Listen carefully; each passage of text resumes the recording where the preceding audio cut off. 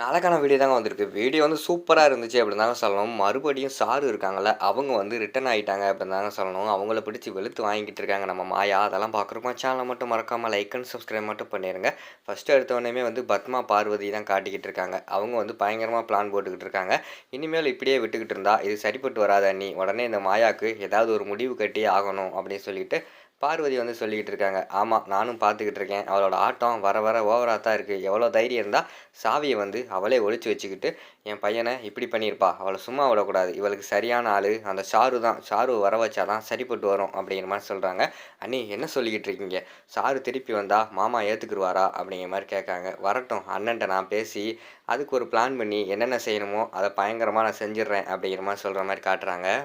உடனே லிங்கத்துக்கு வந்து கால் பண்ணுறாங்க. கால் பண்ணி உடனே சாரு எங்கே இருக்கா அப்படிங்கிற மாதிரி கேட்டவொடனே, சொல்லுங்கம்மா எங்ககிட்ட தான் இருக்கா, வீட்டில் தான் இருக்கா அப்படிங்கிற மாதிரி சொல்கிறாங்க. அவளை உடனே வந்து கூப்பிட்டுட்டு இங்கே வாங்க அப்படிங்கிற மாதிரி சொன்னோடனே, இல்லைம்மா போதும், இது வரைக்கும் அங்கேருந்து அவள் அவமானப்பட்டது, ஏமாந்தது எல்லாமே போதும், இனிமேல் வந்து அவங்க வேண்டாம் அப்படிங்கிற மாதிரி சொல்லிக்கிட்டு இருக்காங்க.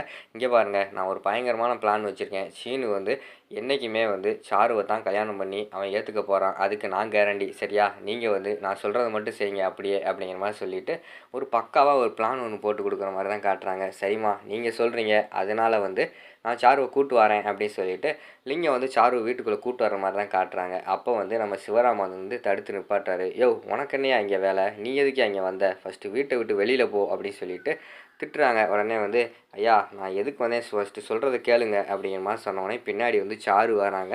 சாரு பார்த்தா கையில் ஒரு குச்சி, அதாவது கண்ணில் வந்து ஒரு கண்ணு தெரியாத கருப்பு கண்ணாடி இருக்குல்ல, அதெல்லாம் போட்டுட்டு உள்ளே என்ட்ரி கொடுக்குற மாதிரி தான் காட்டுறாங்க. அதை பார்த்தோன்னே பத்மா அப்படியே ஷாக் ஆகுற மாதிரி நடிக்காங்க. ஏய் சாரு என்னாச்சு அப்படிங்கிற மாதிரி சொன்னோடனே, அம்மா நீங்கள் சொன்னதை நிறைவேற்றிருந்தீங்கன்னா இந்நேரம் சாருக்கு இப்படி ஆயிருக்குமா? சாருக்கு ஆக்சிடெண்ட் ஆகி அவளுக்கு வந்து கண்ணு போயிடுச்சு. இப்போ அவளுக்கு கண் பார்வையே இல்லை அப்படிங்கிற மாதிரி சொல்கிறாங்க. எனது கண் பார்வை இல்லையா? ஐயோ பாவம் அப்படிங்கிற மாதிரி சொல்லிட்டு பத்மா வந்து சொல்லிட்டு இருக்காங்க. அங்கிட்டு பார்த்தா குடும்பத்தில் உள்ள எல்லாருமே ஷாக் ஆகி பார்த்துக்கிட்டு இருக்காங்க. என்னது கண் பார்வையெல்லாம் போயிடுச்சா அப்படின்னு சொல்லிட்டு ஷாக் ஆகி பார்த்துக்கிட்டு இருக்காங்க. சரி, இப்போ எதுக்கு அங்கே வந்திருக்க அப்படிங்கிற மாதிரி வந்து சிவராம் வந்து கேட்குறாங்க. ஐயா நீங்கள் தான் கொடுத்த வாக்கை வந்து காப்பாற்றுவீங்கன்னு சொன்னீங்க. அதனால தான் நான் வந்து என்ன பண்ணுறேன்னு தெரில. அவளும் எங்கள் வீட்டில் இருக்க மாட்டேக்கா, நான் வந்து இங்கே தான் இருப்பேன் அப்படின்னு சொல்லிட்டு அவளும் சொல்லிக்கிட்டு இருக்கா. அதனால தான் இங்கே கூப்பிட்டு வந்தேன் அப்படிங்கிற மாதிரி சொன்னோடனையும் அந்த இடத்துல வந்து நம்ம ரகுராம் வந்து சொல்கிறாரு, நான் என்றைக்குமே வந்து கொடுத்த வார்த்தையை வந்து காப்பாற்றுறவேன். அதனால் வந்து அவள் இங்கேயே இருக்கட்டும். சாரு நீ உள்ளே போமா அப்படிங்கிற மாதிரி சொன்னோடனே ஷாக் ஆயிடுது எல்லாத்துக்கும். ஐயோ இவளை வேறு வீட்டுக்குள்ளே விட்டாங்களே, இன்னும் பெரிய பிரச்சனை தான் வரப்போகுது. ஆல்ரெடி வந்து சீனு மாயா 2 பேருமே வந்து இன்னும் சரியாக ஒன்று சேராமல் இருக்காங்க. இவ வேறு வீட்டுக்குள்ளே வந்துட்டா அப்படின்னு சொல்லிட்டு எனக்குள்ளே வந்து சிவராம் வந்து நினச்சிக்கிட்டு இருக்கிற மாதிரி தான் காட்டுறாங்க. அவங்க வந்து உள்ளே வந்தவொடனையும் இவர் வந்து வெளியில் போயிடுறாரு. நம்ம லிங்கம் வந்து அந்த நேரத்தில் தான் வந்து நம்ம கதிர், அதுக்கடுத்து நம்ம மாயா 2 பேருமே வீட்டுக்குள்ளே வராங்க. இவர் எதுக்கு இங்கே வந்துட்டு போகிறாரு அப்படின்னு சொல்லிட்டு ஷாக் ஆகிட்டு உள்ளே வராங்க. உள்ளே வந்தவொடனே தான் ஜானகியும் நம்ம தனமும் சொல்கிறாங்க, அந்த சாரு வந்து திருப்பி வந்து வீட்டுக்குள்ளே வந்துட்டா அப்படிங்கிற மாதிரி சொல்கிறாங்க. அதை கேட்டவொடனே இவங்களுக்கு வந்து பயங்கரமான ஷாக் ஆயிடுது. என்னது பழையபடி வீட்டுக்குள்ளே வந்துட்டாளா? அவளை எதுக்கு விட்டீங்க அப்படிங்கிற மாதிரி கேட்காங்க. அவளுக்கு கண் பார்வையெல்லாம் போயிடுச்சாம். இப்போ வந்து அவளுக்கு கண்ணு தெரியல, ஆக்சிடெண்ட்டில் எல்லாமே போயிடுச்சுன்னு சொல்லிட்டு கூட்டு வந்திருக்காங்க அப்படின்னு சொல்லிட்டு தனம் வந்து சொல்லிக்கிட்டு இருக்காங்க. என்னது கண் பார்வையெல்லாம் போயிடுச்சா? இல்லையே, அப்படியெல்லாம் இருக்க வாய்ப்பு இல்லையே, இதெல்லாம் நம்ப முடியலையே அப்படின்னு சொல்லிட்டு மாயா வந்து டவுட் படுற மாதிரி தான் காட்டுறாங்க.